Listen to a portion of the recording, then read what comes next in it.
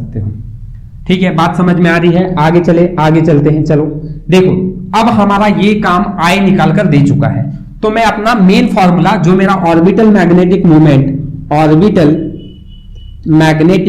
Movement का actual formula है उसमें पुट कर देता हूं। Orbital magnetic movement that is m is equal to I into A, where I know that current मेरा EV डिवाइड बाई 2πr है, EV divide by 2πr है, into मेरा एरिया कितना है, सर्कुलर मोशन है, तो area of circle is pi R square.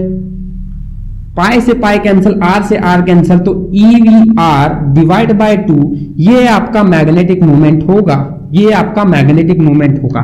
सो आपको ऐसा क्वेश्चन जब पूछा जाता है कि show that orbital magnetic movement of electron in a circular orbit is EVR divide by 2, तो आपको एक्सप्रेशन यहां से स्टार्ट करते हुए बीच बीच में जो भी बताया वो चालू करते हुए यहां तक आना पड़ेगा, तब जाके आपको ये क्वेश्चन 2 मार्क्स देगा। और ऑब्वियसली ये क्वेश्चन जब आपको यहां तक डिराइव करने के लिए बोलता है तो 2 मार्क्स के लिए ये क्वेश्चन आता है। सो आई होप सो ये चीज आपको समझ में आई होगी आसान भाषा के अंदर, EVR डिवाइड बाय 2। चलिए, अब इसके बाद हमें इसके अगले पार्ट पे चलना है कि अगर आपको पूछा गया कि व्हाट इज गायरोमैग्नेटिक रेशियो या derive an expression for gyromagnetic ratio, तब आप क्या लिखोगे? तो यहां से आगे हमारा जर्नी शुरुआत होती है, हम स्टार्ट करेंगे गायरोमैग्नेटिक रेशियो के लिए डेरिवेशन। ठीक है, तो इतना सही से लिख लो पहले, और हम अब यहां से आगे इधर आगे बढ़ते देखो ये पूरा पार्ट अब हमें यूज होने वाला है, आप लोगों ने नोट कर लिया है, और आगे अब हम बढ़ेंगे इस एक्सप्रेशन में गायरोमैग्नेटिक रेशियो का प्रूफ देखने। ठीक है, तो देखो सबसे पहले आप दिमाग में ये लाओ कि मैंने जब गायरोमैग्नेटिक रेशियो अगर आप लोग समझ रहे हो तो पहले तो आप लोगों को angular momentum L is equal to mvr ये दिमाग में आना चाहिए। अब ये फॉर्मूला कैसे आ गया? आई नो दैट एंगुलर मोमेंटम ये जो होता है ये I इंटू ओमेगा होता है, पर अगर आप आई की जगह पर एम आर स्क्वेयर पुट करोगे, ठीक है, L is equal to I omega होता है, आई की जगह पर एम आर स्क्वेयर पुट करोगे और ओमेगा की जगह पर वी बाय आर पुट करोगे तो आर से आर कैंसिल होके फॉर्मूला बन जाएगा एम वी आर। यही तो है, यही तो है, ठीक है। क्यों ऐसा पुट करना है हमें? क्योंकि हमारे पास वेलोसिटी जो है वो लीनियर है, रेडियस है ऑर्बिट का, और हमारे पास मास है जो है इलेक्ट्रॉन का, तो इसलिए मैं ये वाले फॉर्मूले को प्रेफर कर रहा हूं। बात समझ में आ रही है? चलिए आगे बढ़ते हैं। मैं यहां पे L की जगह पर अब एम वी आर लिख सकता हूं, तो L बाय एम अगर मैं जब भी लिखूंगा तो मेरा फॉर्मूला बन जाएगा V इंटू आर। तो मैं जहां पर भी V इंटू आर दिख रहा हूं यहां मैं L अपॉन एम लिख सकता हूं, तो यहां V इंटू आर ही तो है, तो मैं क्या करता हूं कि V इंटू आर की जगह पर L अपॉन एम लिखकर मेरा formula M is equal to E by 2 into V by R की, V इंटू आर की जगह पर L upon M, that is nothing but, अगर मैं L को इधर लेकर आ गया तो M divided by L will becomes E divided by 2m। Very important thing to know कि यही आपका गायरोमैग्नेटिक रेशियो है। अगर आपको कोई पूछे what is gyromagnetic ratio, it is ratio of orbital magnetic movement, orbital या मैग्नेटिक मूवमेंट ऐसे भी लिख सकते हो, टू एंगुलर मोमेंटम, ठीक है। तो इसको हम गायरोमैग्नेटिक रेशियो बोलते थे। तो उसका फॉर्मूला क्या हुआ? E divided by 2m, that is E is charge of electron, m is mass of electron. तो चार्ज ऑफ इलेक्ट्रॉन का यूनिट होता है कूलम और मास ऑफ इलेक्ट्रॉन, मास किसी भी चीज का यूनिट होता है कूलम केजी। तो अगर कोई पूछे गायरोमैग्नेटिक रेशियो का यूनिट क्या है तो कूलम पर केजी, राइट। तो इस तरह से आप इस सारे एक्सप्रेशन को डिराइव कर सकते हो। ये तो आ गया आपका गायरोमैग्नेटिक रेशियो की तरफ। अभी भी आपको डिराइव करना है कि obtain an expression for Bohr magneton, तो अभी भी आपका काम खत्म नहीं हुआ है, आपको अभी यहां से भी कंटिन्यू करना है। याद रखिए अभी आप लोगों को फिर से वही एक्सप्रेशन स्टार्ट करना पड़ेगा जो एक्सप्रेशन से आपने इसको प्रूफ किया गायरोमैग्नेटिक रेशियो को, that is m by l। मैं l को उधर लिख कर जाता हूं तो मेरा formula m is equal to E divide by 2m into L हो जाएगा, ठीक है। E divided by 2m into L हो जाएगा। अब देखो, अब बात ध्यान से समझना, यहां से आगे आप लोगों को थोड़ा सा atom, structure of atoms and nuclei के बारे में सोचना पड़ेगा, जो कि चैप्टर जो है अगर तैयार है तो आप डायरेक्ट बोल दोगे कि बोहर्स का थर्ड पोस्टुलेट बोल रहा रहता है कि जो चार्ज ऑफ इलेक्ट्रॉन रहता है वो NH अपॉन एंगुलर मोमेंटम जो रहता है वो integral multiple of H upon 2 पाई होता है, ठीक है। तो जहां आपका L दिखाई दे रहा है वहां पे आप NH अपॉन 2 पाई लिख सकते हो। सो अब आप फॉर्मूला देखो मैग्नेटिक, ऑर्बिटल मैग्नेटिक मूवमेंट का, it is nothing but NEH divide by 4m pi. इसमें अगर आप ध्यान से नोट करोगे तो charge of electron value constant है, it is 1.6 into 10 to the power -19। यहां H जो है वो आपका प्लैंक्स कांस्टेंट है, जो आप structure of atom dual nature of radiation के अंदर पढ़ोगे कि इसकी value 6.63 into 10 to the power -34, ठीक है। ये होता है कूलम, ये होता है जूल सेकेंड, याद रखना इन वैल्यूज को। और ये भी कांस्टेंट है, 4 एक नंबर है, पाई 3.14 होता है, m मास ऑफ इलेक्ट्रॉन है, mass of electron is nothing but 9.1 into 10 to the 9.27 into 10 to the power -31, ठीक है, केजी होता है। चलो, तो इन सब चीजों के बारे में अगर आप जान गए हो, 9.1 इंटू 10 टू द पावर -31, ठीक है, कुछ तो वैल्यू है इसकी। मास ऑफ इलेक्ट्रॉन आप ध्यान में रखो इतना रहता है। अब जब ये वैल्यूज आपकी फिक्स्ड है तो आप बोल सकते हो कि ऑर्बिटल मैग्नेटिक मूवमेंट जो है वो इन सब कांस्टेंट से डायरेक्टली प्रोपोर्शनल होगा, किससे? n से, where n is principal quantum number, या फिर ऑर्बिट जो इलेक्ट्रॉन है किस ऑर्बिट में प्रेजेंट है वो ही n बता रहा रहता है। मतलब आपका मैग्नेटिक मूवमेंट ये डिपेंड करेगा कि आपका और इलेक्ट्रॉन जो है वो किस ऑर्बिट के अंदर रह रहा है, उसके बेसिस पे आप इसकी वैल्यू कैलकुलेट कर सकते हो, ठीक है। ये बात भी समझ में आ रही होगी। तो हम आगे बढ़ते हैं अपने लास्ट पॉइंट पर, दैट इज कि अगर आप लोगों ने इन सब वैल्यूज की वैल्यू को इन ऑर्बिटल मैग्नेटिक मूवमेंट ये n से, दैट इज आपके ऑर्बिट किस, आपका इलेक्ट्रॉन किस ऑर्बिट में प्रेजेंट है, इससे आप लिखोगे कि ये सब फॉर्मूला क्या क्या, ई एच अपॉन 4m पाई, ये सब constant is nothing but Bohr magneton होता है। क्या होता है?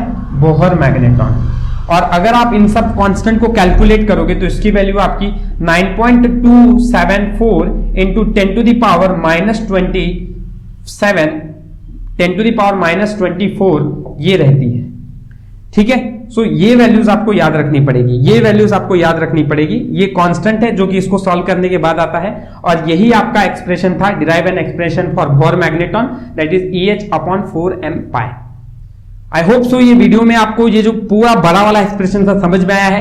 कुछ डाउट है तो कमेंट सेक्शन में पूछ लो। सारे इंपॉर्टेंट क्वेश्चंस हैं, इसलिए अच्छी तरह से इन क्वेश्चंस को अच्छी तरह से तैयार करो। और जितने भी इंपॉर्टेंट फॉर्मूलेज मैंने बताए हैं, चाहे ये है, चाहे ये वाली वैल्यू है, चाहे पिछले वाली वैल्यू में आपने गैरोमैग्नेटिक रेशो प्रूफ किया है, या आपका करंट का वैल्यू जो है, ये सब वैल्यूज को अच्छी तरह से याद रखो। इन सब में किसी पे भी न्यूमेरिकल पूछा जा सकता है। ठीक है, और जितने भी क्वेश्चंस मैंने पहले भी कराए हैं डेफिनेशन, इनको अच्छी तरह से प्रिपेयर करो। आई होप सो ये वीडियो आपको अच्छा लगा होगा।